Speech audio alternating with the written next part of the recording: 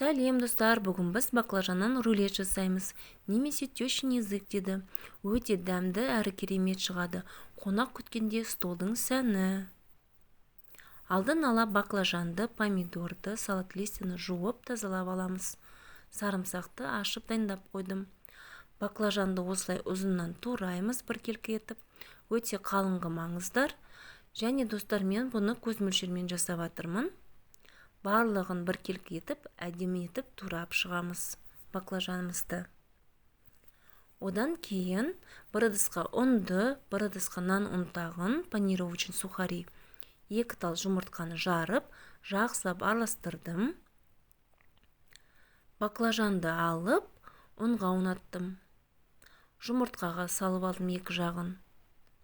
Одан кейін нан ұнтағына ұнаттым жақсылап, біркелкі етіп.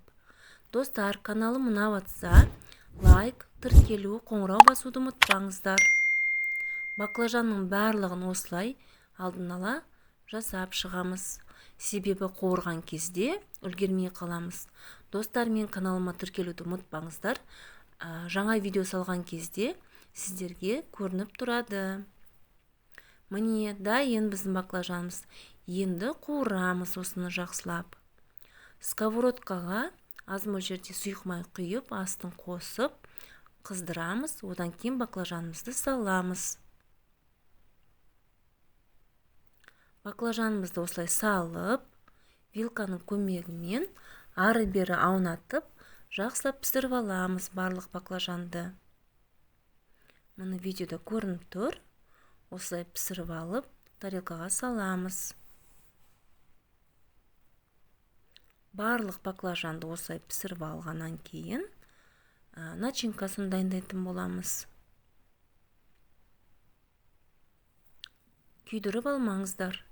Енді начинкасына сарымсақты майдалап турадым. Үстіне майонезді қостым. Және менде тоңазытқышта укроп болған туралған, соны қостым аз мөлшерде. Кішкене тұз қостым дәміне қарай. Жақсылап араластырдым.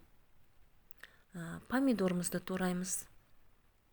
Помидорымызды осылай алдын ала турап аламыз қажетті мөлшерде. Енді баклажанға майонезді жағып, үстіне салат листьяны қоямыз, артығын алып тастаймыз.